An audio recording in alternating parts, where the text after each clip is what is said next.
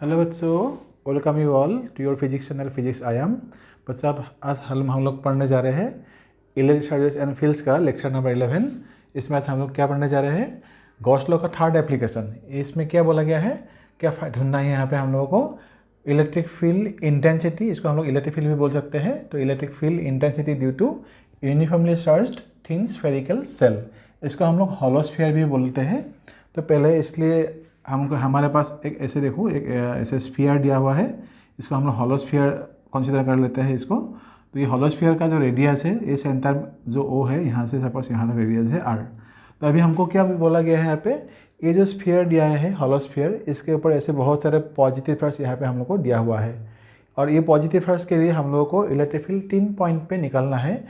एक है outside the spherical cell, यहाँ पे इस पॉइंट पे पी में, एक निकालना होगा ऑन द स्फीयर इटसेल्फ और एक निकालना होगा इनसाइड द स्फीयर। तो पहले हम लोग क्या करने जा रहे हैं, पॉइंट पी जो है जो आउटसाइड द स्फेरिकल सेल है, इसमें हम लोग सपोज इलेक्ट्रिक फील्ड निकालने जा रहे हैं।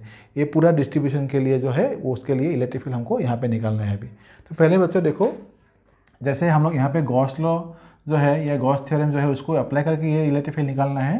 तो इसलिए हमको पहले क्या करना होगा, सराउंडिंग दिस स्फेरिकल सेल जो पॉजिटिव चार्ज है उसके चारों ओर हम लोग को ऐसे गॉसियन सरफेस इमेजिन करना होगा। इसको गॉसियन सरफेस, इसको हमको यहाँ पे एक कंसीडर करना होगा। ये हो गया हम लोग का गॉसियन सरफेस, जो डॉटेड लाइन है ये है गॉसियन सरफेस। क्योंकि ये क्या है, स्फेरिकल सेल है, इसलिए सिमेट्रिकली ये चार्ज डिस्ट्रीब्यूशन है यहाँ पे। इसलिए हम लोग क्या कर रहे हैं, यहाँ पे सिमेट्रिकली से एक गॉसियन सरफेस ले रहे हैं जो भी स्फेरिकल नेचर का है, बिल्कुल इसकी तरह। तो अभी करना क्या है, ये जो पूरा जो चार्ज है इसके लिए हमको पहले क्या करना होगा, ये पूरा डिस्ट्रीब्यूशन के लिए हमको इलेक्ट्रिक फील्ड यहाँ पे चाहिए। तो उसके लिए पहले से हम लोग कंसीडर करते थे ऑन दी गॉसियन सरफेस एक हम लोग ऐसे एक सरफेस एलिमेंट लेंगे जिसका नाम है ds। ये सिर्फ सरफेस एलिमेंट में यहाँ पे दे रहा हूँ, लेकिन जो ये सरफेस एलिमेंट है इसका जो एरिया डायरेक्शन होगा, मतलब जो हम लोग बोलते हैं ना area factor for this ds area element, वो क्या होगा, ये जो एरिया है यहाँ से परपेंडिकुलरली क्या होगा, आउटवर्ड होगा।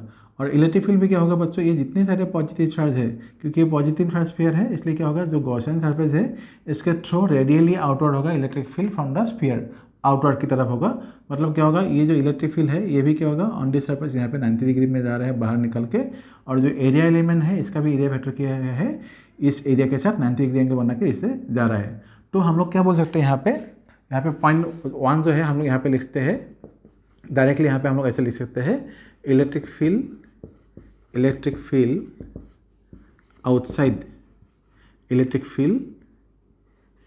Field outside, electric field intensity लिख सकते हो, electric field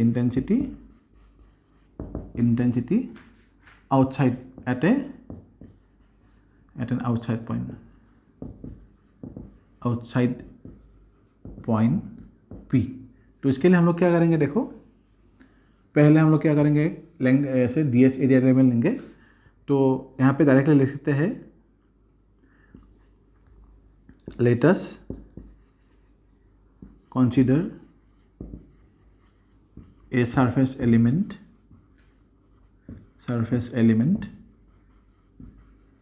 ds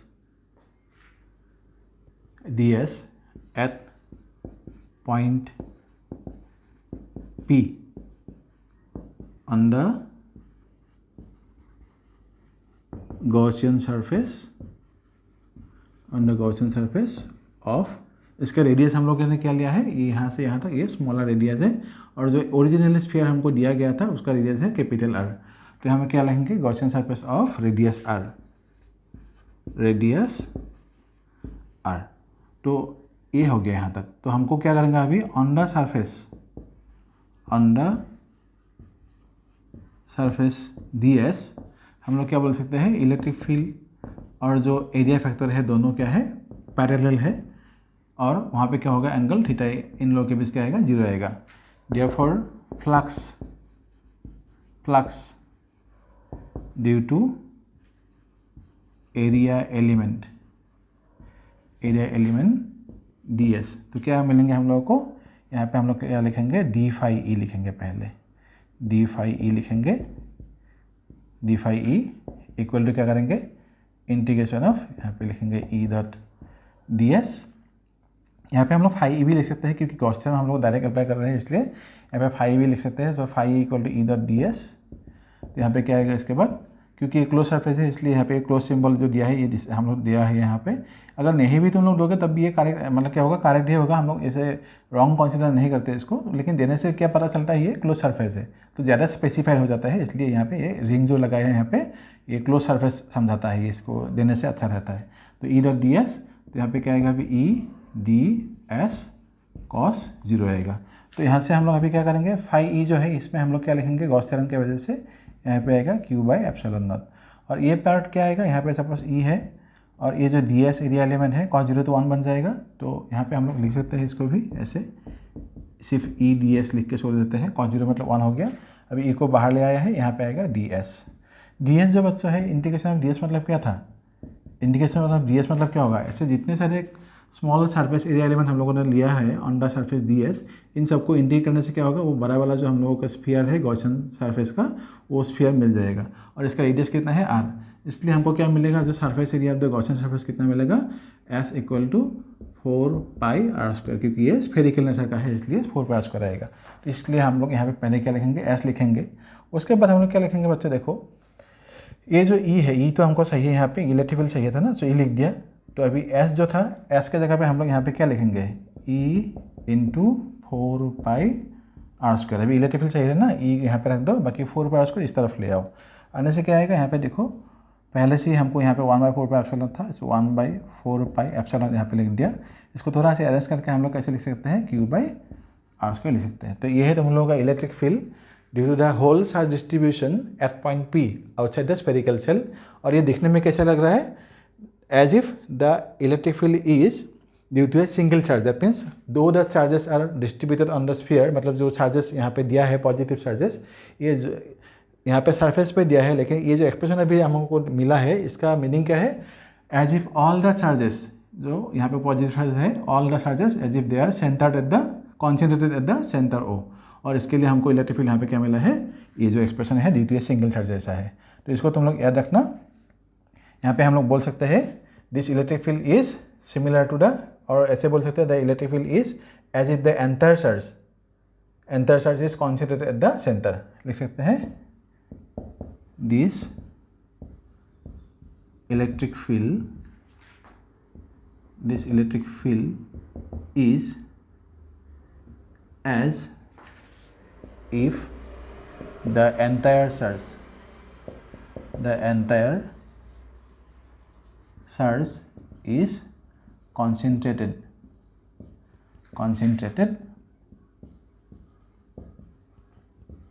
at the center as a single charge,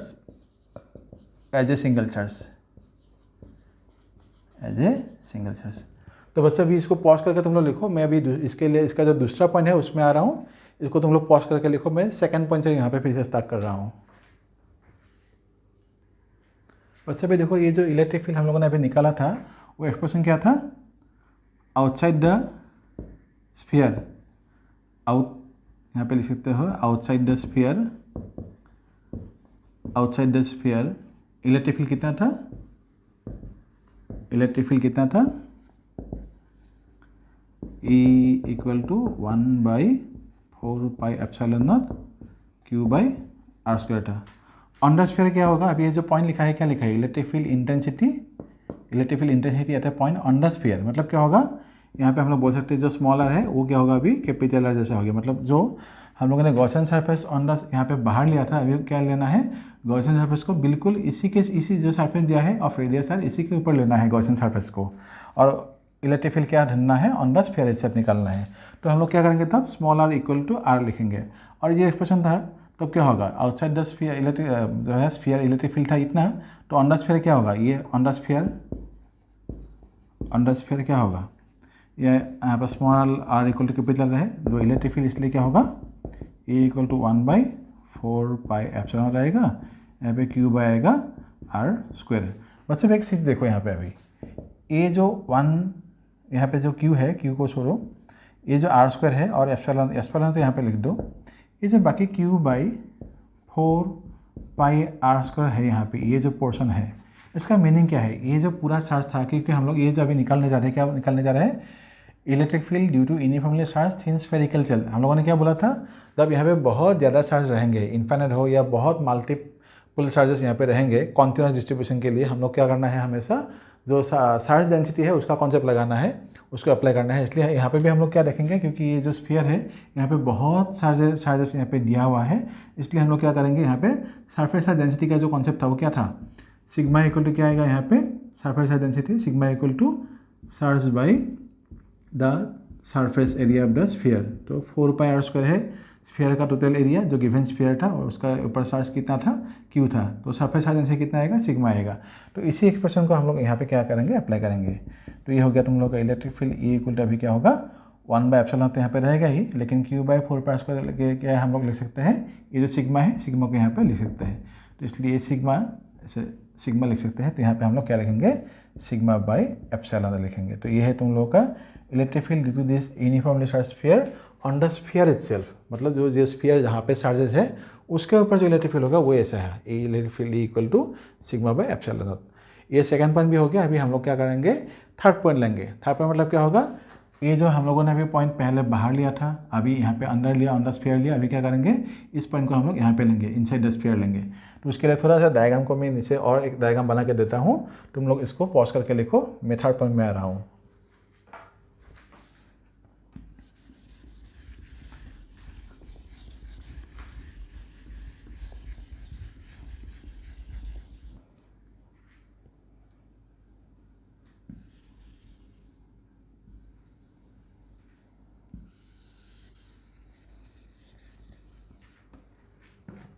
तो ये क्या लिखेंगे थर्ड पॉइंट में, इलेक्ट्रिक फील्ड इंटेंसिटी एट ए पॉइंट इनसाइड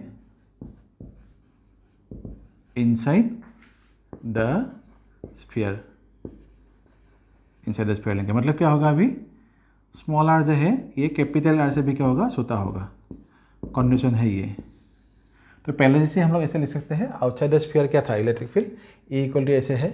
अभी जब स्मॉल आर व्हेन जो हम लोगों ने पॉइंट लिया था, वो पॉइंट अगर क्या होगा, इनसाइड द स्फीयर है, मतलब अभी क्या है, ये सपोज हम लोग के पास ये डायग्राम है, और ये सपोज हम लोग के पास गिवन स्फीयर था।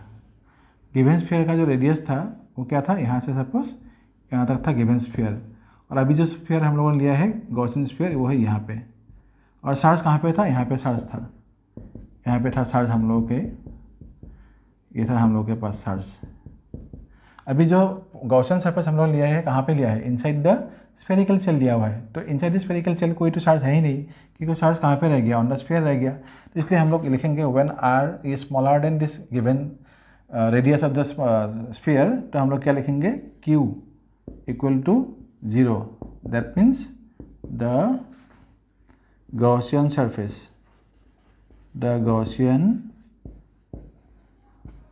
surface encloses no charge,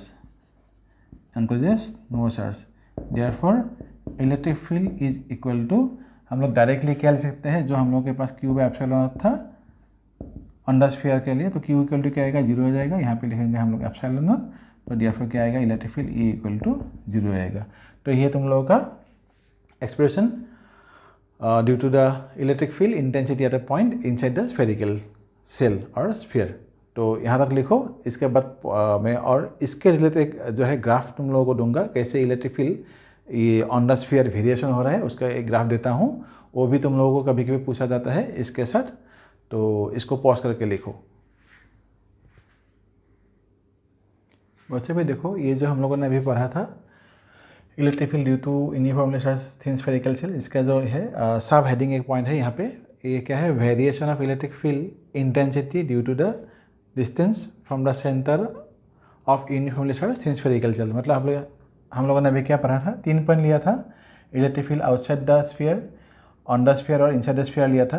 तो अगर इलेक्ट्रिक फील्ड जो है हम लोग अगर इनसाइड द स्फीयर जो है सेल लेते हैं, इनसाइड द सेल वो पॉइंट लेते हैं, वहाँ पे क्या आएगा, इलेक्ट्रिक फील्ड 0 होगा। सिर्फ इसको याद रखना है, जब 0 होगा हम लोग क्या लिखेंगे यहाँ पे, 0 मतलब ये होगा, तो ये जो होगा इनसाइड क्या होगा, यहाँ पे इलेक्ट्रिक फील्ड पूरा सेल जो है, कहीं पे भी तुम कोई भी पॉइंट लो, यहाँ पे क्या होगा, हमेशा 0 आएगा। इसलिए जो इलेक्ट्रिक फील्ड है इसमें 0 जो है यहाँ पे जीरो कौन सा, ये कौन सा पॉइंट समझा रहा है, ये थर्ड पॉइंट, जो थर्ड पॉइंट मतलब जो है when the point is inside the spherical shell, तो इलेक्ट्रिक फील्ड क्या आएगा, जीरो आएगा। उसके बाद क्या आएगा, देखो second point, when the radius of the sphere, that means the Gaussian sphere और Gaussian surface is equal to the given sphere, तब क्या होता है, इलेक्ट्रिक फील्ड मैक्सिमम होता है। उसको हम लोग कैसे मिलते थे, हमको एक्सप्रेशन सिग्मा बाय एप्सिलॉन मिला था। तो इस एक्सप्रेशन का अब हम लोग देखेंगे, this is your maximum electric field on the sphere. इसलिए हम लोग क्या लिखा है, ये जो पॉइंट है, ये पॉइंट मतलब क्या है, यहाँ से यहाँ तक तुम अगर कोई भी पॉइंट लेते हो, यहाँ पे कोई पॉइंट लेते हो, यहाँ पे क्या होगा, electric field on the sphere maximum होगा। सो मैंने क्या बोला है, इसलिए ये जो पॉइंट है, ये पॉइंट मतलब यहाँ से लेके यहाँ तक, ये पॉइंट जो है, यहाँ पे इलेक्ट्रिक फील्ड क्या होता है, मैक्सिमम होता है। ये तो मैंने लिखा है ई मैक्सिमम, मतलब ये पॉइंट को यहाँ से रेफरेंस लेके यहाँ पे लिखा है ई मैक्सिमम। तुम लोग यहाँ पे भी लिख सकते हो, यहाँ पे क्या लिख सकते हो, ई मैक्सिमम लिख सकते हो। ये पॉइंट जो यहाँ पे नहीं लिख के यहाँ पे भी तुम लोग लिख सकते हो, नहीं तो कन्फ्यूजन भी हो सकता है तुम लोग को। तो यहाँ पे क्या होगा, इलेक्ट्रिक फील्ड मैक्सिमम होगा ऑन द स्फीयर इटसेल्फ। और जब तुम लोग इस स्फीयर से बाहर जाओगे, मतलब ये जो एक्सप्रेशन हमको मिला है, when r is greater than R, that means जो गॉसियन सरफेस हम लोग लेंगे, उसमें जो पॉइंट लेंगे, अगर वो पॉइंट स्फीयर के बाहर है, मतलब जहाँ पे चार्ज है उससे अगर बाहर लेंगे, तो इलेक्ट्रिक फील्ड का एक्सप्रेशन क्या मिला था हमको, ये मिला था।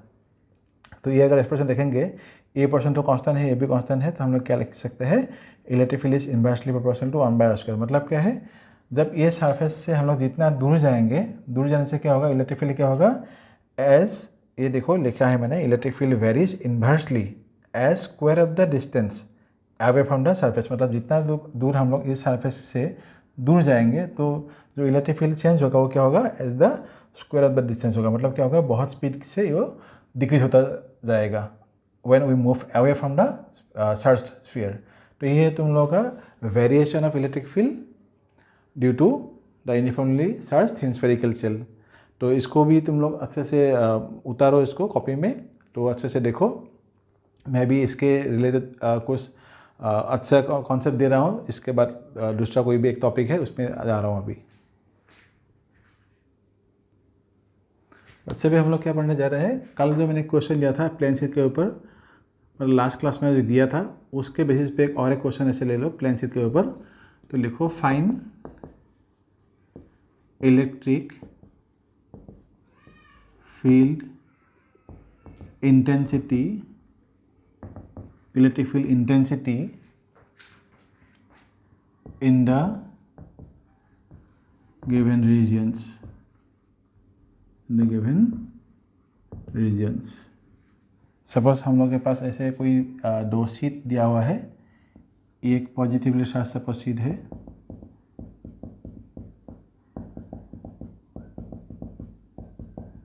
ये सपोज एक नेगेटिवली चार्ज शीट है। दोनों में सपोज सरफेस डेंसिटी इसका है प्लस सिग्मा, इसका है सपोज माइनस सिग्मा। तो ये जो शीट है S1, ये है शीट S2। तो हमको इलेक्ट्रिक फील्ड कहाँ से है, ये रीजन 1, रीजन 2, ये है रीजन 3।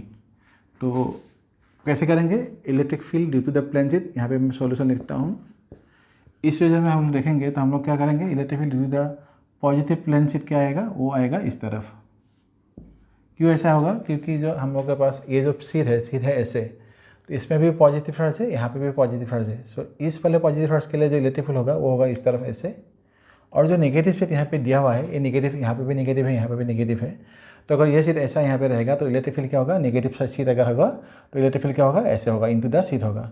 तो in this region 1, electric field due to the sheet 1, electric field due to the sheet 1 क्या होगा, E1, वो होगा इस तरफ, ये होगा इस तरफ लेफ्ट वे।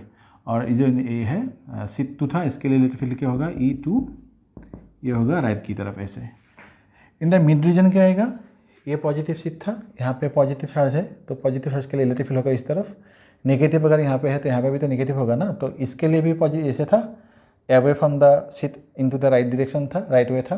और नेगेटिव वाला जो शीट है इसके लिए भी क्या होगा, राइट वे ही है, क्योंकि इनटू द शीट जा रहा है इलेक्ट्रिक फील्ड। इसमें क्या होगा, यहाँ पे electric field E1, electric field E1 इसका डायरेक्शन और जो इस इलेक्ट्रिक फील्ड E2 दोनों का डायरेक्शन सेम होगा, इसी डायरेक्शन में होगा। और थर्ड कंडीशन में क्या आएगा, थर्ड रीजन में क्या आएगा, electric field due to the positive charge, ये तो क्या होगा E1, ये क्या होगा, ड्यू टू पॉजिटिव चार्ज वो हमेशा राइट की तरफ जाएगा। और ये लेफ्ट है ना, यहाँ पे शीट जो है S2, इसके लिए क्या होगा, नेगेटिव चार्ज तो यहाँ पे है तो इलेक्ट्रिक फील्ड क्या होगा, फिर से इनटू द शीट आएगा, तो लेफ्ट में आएगा, मतलब शीट में N2 में इन क्या करेगा, एंटर करेगा, तो क्या होगा यहाँ पे E2 आएगा ऐसे, डायरेक्शन होगा ऐसे। तो अभी हमको इलेक्ट्रिक फील्ड ढूंढना है इन रीजन 1, इन रीजन 1। तो क्या करेंगे हम लोग, electric field E equal to क्या लिखेंगे, E1 प्लस E2। तो E1 क्या था, प्लेन के लिए एक्सप्रेशन क्या था, sigma by twice epsilon not, और ये जो एक्सप्रेशन है ये भी क्या होगा, सिग्मा बाई ट्वाइस एप्सिलॉन है, लेकिन क्या है इसका सरफेस डेंसिटी नेगेटिव है, इसलिए हम लोग यहाँ पे क्या लिखेंगे, इसे लिखेंगे। तो क्या आएगा आंसर, 0 हो जाएगा, मतलब रीजन 1 में इलेक्ट्रिक फील्ड क्या है, 0 है। अभी रीजन 2 में क्या आएगा, इन रीजन 2, रीजन 2 में क्या आएगा, electric field E equal to, यहाँ पे फिर से E1 प्लस E2 लगाओ, दोनों का डायरेक्शन सेम है, इसलिए क्या आएगा, sigma by twice epsilon not, ये सिग्मा बाई ट्वाइस एप्सिलॉन है, यहाँ पे भी क्या आएगा, plus sigma by twice epsilon. यहाँ पे दोनों का सरफेस डेंसिटी सिग्मा सेम है, लेकिन ये डायरेक्शन जो था ये अपोजिट है इलेक्ट्रिक फील्ड का, तो इसलिए हम लोग क्या करेंगे, इसके इलेक्ट्रिक फील्ड इससे अपोजिट है, इसलिए यहाँ पे माइनस लिया था, और क्योंकि दोनों का सरफेस डेंसिटी सेम है, यहाँ पे भी सिग्मा यहाँ पे भी सिग्मा, इसलिए हम लोग यहाँ पे क्या करेंगे, ये E1 और E2 यहाँ पे sigma by twice epsilon not, इसके लिए भी क्या आएगा, sigma by twice epsilon not आएगा। तो हम लोग क्या लिख सकते हैं, यहाँ पे दोनों का प्लस हो जाएगा, मतलब क्या होगा, 2 into sigma by twice epsilon naught, finally क्या आएगा, सिग्मा बाई एप्सिलॉन नॉट आएगा। तो ये होगा in the middle region of the sheets, electric field है इतना। और इन रीजन 3 कितना आएगा, इन रीजन 3 कितना आएगा electric field, E equal to फिर से E1 प्लस E2 लिखो, E1 प्लस E2 लिखने से क्या आएगा, फिर से यहाँ पे हम लोग क्या लिखेंगे, E1 आएगा sigma by twice epsilon not, क्योंकि इसका डायरेक्शन इससे अपोजिट है, इसलिए हम यहाँ पे क्या लिखेंगे, sigma by twice epsilon naught, finally क्या आएगा, 0 आएगा। तो ये electric field in the 3 regions 1 to 3, charge इसमें कितना था, पॉजिटिव चार्ज था, इसमें क्या था, नेगेटिव चार्ज था। तो ये सब क्वेश्चंस यूजुअली पूछे जाते हैं, बोर्ड में काफ़ी बार आ चुका है, और एंट्रेंस के लिए भी ये कॉन्सेप्ट इंपॉर्टेंट है, इसको पॉज करके लिखो। बच्चे भी एक क्वेश्चन देखो, एक अच्छा कॉन्सेप्चुअल क्वेश्चन है, conceptual questions based on Gauss law. तो यहाँ पे क्या बोला गया हम लोग को, find electric flux for the following. इसमें हम लोगों ने 4 केसेस लिया हुआ है। ये केस 1 है जहाँ पे हम लोगों का क्यूब है, क्यूब के एकदम सेंटर में यहाँ पे क्या है, एक चार्ज दिया हुआ है। इसके लिए पहले हम लोग क्या निकालना है, सपोज इलेक्ट्रिक फ्लक्स निकालना है। तो बच्चों देखो यहाँ पे हम लोग क्या करेंगे, गॉस थ्योरम अप्लाई करेंगे ना। तो गॉस थ्योरम क्या बोले थे, जब भी कोई चार्ज कोई भी एक एनक्लोज सरफेस के अंदर होगा, तो यहाँ पे देखो इसमें हम लोग ये जो क्यूब दिया है, क्यूब के अंदर ये चार्ज है, तो इस चार्ज से जितने भी इलेक्ट्रिक फील्ड निकालेंगे इन ऑल डायरेक्शंस, तो वो सब क्या होगा, बाय दिस क्यूब क्या होगा, कवर्ड हो जाएगा। तो हम लोग क्या बोल सकते हैं यहाँ पे, फर्स्ट क्वेश्चन के लिए इलेक्ट्रिक फील्ड जो है यहाँ पे ऐसे लिख सकते हैं, the charge is fully enclosed or covered by the 6 faces of the cube. So maximum flux is given by Gauss law. So maximum flux given by Gauss law is, क्या लिख सकते हैं हम लोग, phi e equal to q by epsilon naught. यहाँ पे क्या लिख सकते हैं, इनसाइड ब्रैकेट फ्रॉम 6 फेसेस। तो अगर तुम लोग को पूछा गया जाता है कि सपोज सिर्फ ये जो है थ्रो 1 फेस तुम लोग को क्या चाहिए, इलेक्ट्रिक फ्लक्स चाहिए, जो क्यूब है इस क्यूब से सिर्फ 1 फेस से तुम लोग को क्या चाहिए, इलेक्ट्रिक फ्लक्स चाहिए। तो हम लोग क्या लिखेंगे, देयरफॉर इलेक्ट्रिक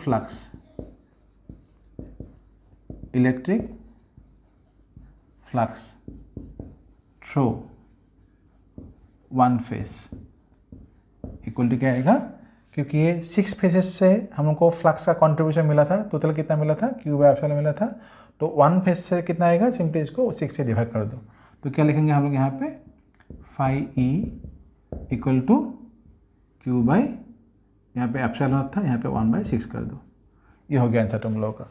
अभी अगर बोला जाता है कि सपोज 2 फेज से हमको फ्लक्स चाहिए, इसी क्वेश्चन में सपोज ऐसे बोल दिया कि तुम लोगों को क्या चाहिए, ये नहीं पूछा, सपोज ये नहीं पूछा गया है कि इलेक्ट्रिक फ्लक्स थ्रू 1 फेज नहीं बोला गया है, सपोज क्वेश्चन यही दिया है और तुम लोग को बोल दिया कि ये जो क्यूब दिया है इसके 2 जो फेज है, फेज से कितना फ्लक्स तुमको मिलेगा। तो पहले हमको इसलिए क्या करना है, ये जो 1 फेज है इसको पहले निकाल लो, तुम लोग को ईजी रहेगा। तो ये अगर निकल गया 2 फेज के लिए कितना आएगा, ये अगर 1 फेज के लिए है तो क्या लिखेंगे, इलेक्ट्रिक फ्लक्स थ्रू 2 फेज कितना मिलेंगे फिर 5E यहाँ पे लगा लो, यहाँ पे क्या आएगा 2, यहाँ पे पहले क्या लिखेंगे 1/6 Q/ε0 था और यहाँ पे क्या लिखेंगे इंटू 2। तो ये कैंसिल होने के बाद क्या मिलेगा हम लोगों को 3, यहाँ पे आएगा Q/3ε0। तो ये हो गया हम लोग का आंसर फ्लक्स थ्रू 2 फेसेस। तो इसको तुम लोग पॉज करके लिखो, मैं दूसरा क्वेश्चन जो है ये इसको अभी समझा रहा हूँ, इसको तुम लोग पॉज करके लिखो।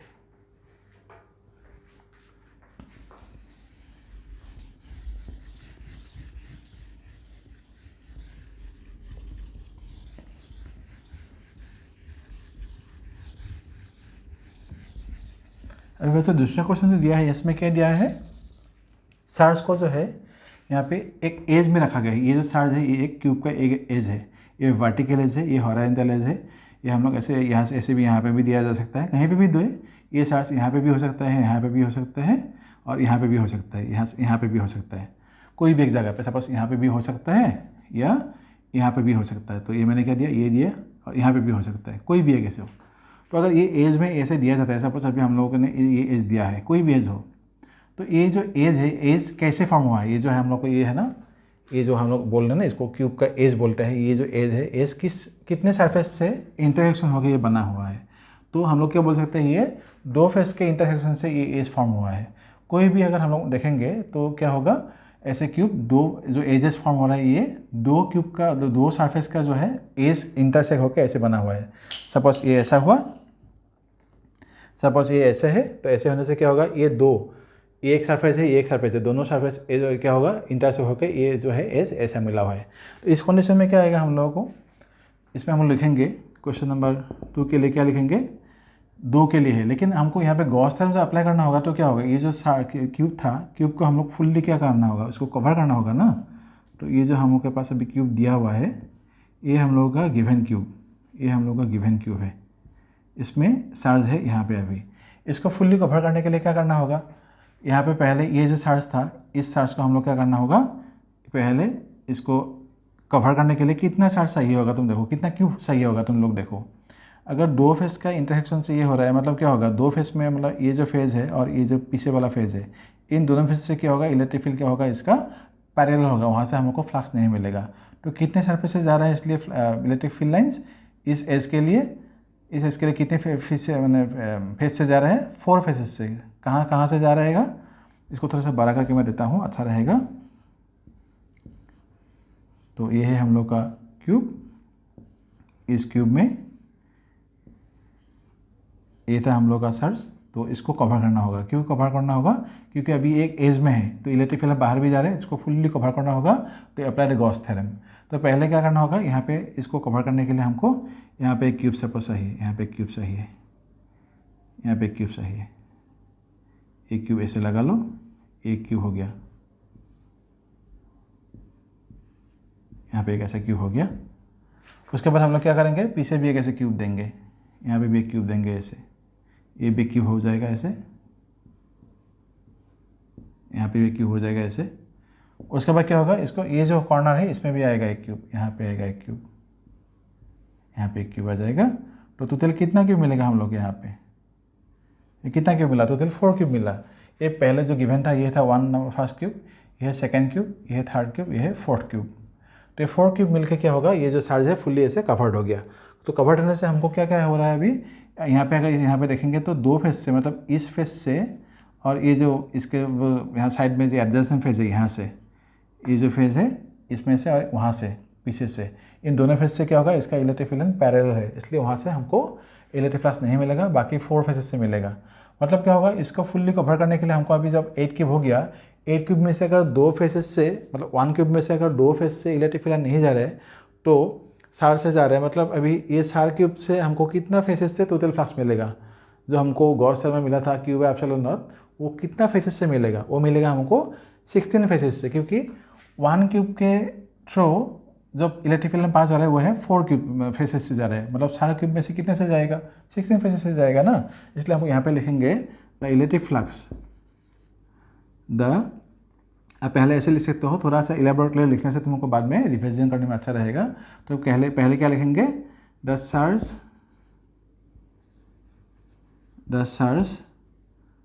must be covered with 4 cubes, मतलब पहले जो दिया था उसके साथ और 3 क्यूब्स चाहिए, तो 4 cubes and flux will be obtained from 16 faces. यहाँ पे लिख देता हूँ 4 faces from each cube, 4 faces from each cube. तो 16 फेसेस से कितना मिलेगा? 5e इक्वल टू क्या मिलेगा? क्यू बाय एप्सिलॉन मिलेगा। तो इसमें 2 क्वेश्चन हो सकता है, एग्जाम में तुम लोगों को पूछा जा सकता है। तो 1 क्यूब तुम लोगों को अभी क्या होगा, कितना फ्लक्स मिलेगा? क्योंकि अभी 4 क्यूब से मुझे मिल रहा है ना, यहाँ पे क्या लिखा है? 4 क्यूब से टोटल फ्लक्स मिल रहा है, और कितने फेसेस से मिल रहा है? 16 फेसेस से मिल रहा है। तो यहाँ पे हम लोग इसलिए लिख सकते हैं देयरफॉर फ्लक्स थ्रू 1 क्यूब, वो कितना होगा? क्यू बाय एप्सिलॉन नॉट, और कितने क्यूब से आया है? 4 क्यूब से, सो 1 क्यूब से कितना आएगा? 1/4 कर लो। और अगर फेस से लिखेंगे फ्लक्स थ्रू 1 फेस कितना करेंगे? देयरफॉर फ्लक्स थ्रू 1 फेस, तो 1 फेस से कितना आएगा? यहाँ पे क्यू बाय एप्सिलॉन था, और कितना फेसेस से मिला था? 16 फेसेस से मिला था ये flux Q by epsilon not, इसलिए यहाँ पे क्या मिलेगा? 1 फेस से, तो ये क्या आएगा? 1/16। अभी अगर तुम लोग को क्यूब के नंबर बोल दे कि सपोज ये तो कवर हो गया, जो भी करना है तुम लोग को पहले ये कॉन्सेप्ट तो याद रखना ही होगा। अभी सपोज बोल दिया कि 2 क्यूब से कितना जा रहा है फ्लक्स, तो 2 क्यूब से कितना जाएगा? इसके साथ से 2 मल्टीप्लाई कर तो आ जाएगा आंसर। तो क्यू बाय एप्सिलॉन नॉट यहाँ पे क्या आएगा? Q by twice epsilon not आएगा। ऐसे कोई भी नंबर तुम लोग को दे सकता है आउट ऑफ दिस 4, तो तुम लोग ऐसे कर लेना यूनिटरी मेथड से। और फेस भी बोलेगा, अभी से ये बोला है 1/16 फेस, मतलब कोई भी एक फेस से अगर हमको इलेक्ट्रिक फ्लक्स निकलना है तो कितना आएगा? वो होगा 1/16 क्यू बाय एप्सिलॉन नॉट। अगर तुम लोग को बोल दिया कि 4 फेसेस से कितना आएगा अभी फ्लक्स, तो इसके साथ 4 मल्टीप्लाई कर दो, तो 4 मल्टीप्लाई करने से क्या आएगा? क्यू बाय 4 एप्सिलॉन नॉट आ जाएगा, वही होगा तुम लोग का आंसर। अभी मैं क्या कर रहा हूँ, ये फर्स्ट और सेकंड हो गया, थर्ड में जा रहा हूँ, इसको तुम लोग पॉज करके लिखो।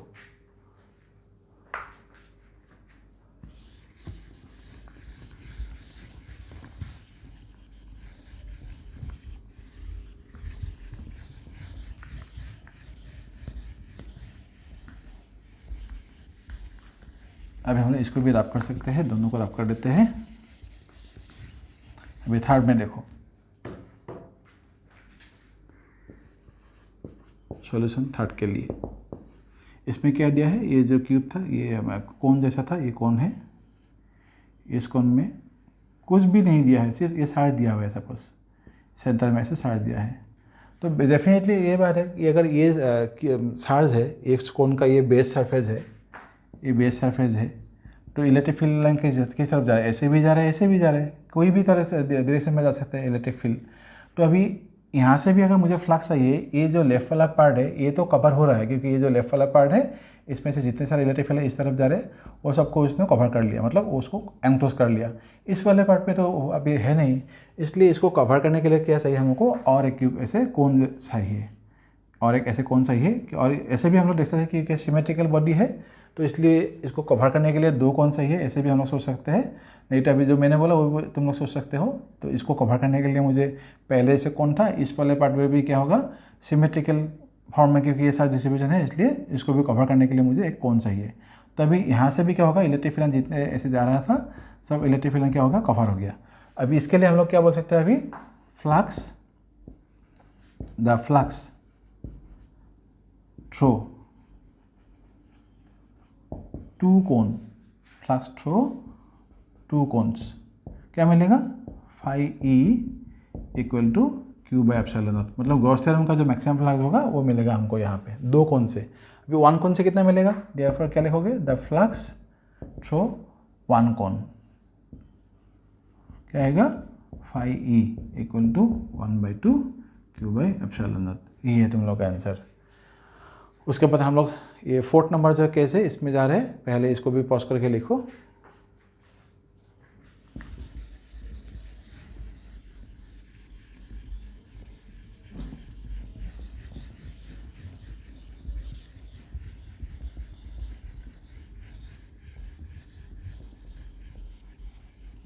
फोर्थ नंबर जो केस दिया है इसमें क्या है, एक हेमिस्फीयर जैसा कोई दिया है। मैं डायग्राम फिर से यहाँ पे बना देता हूँ।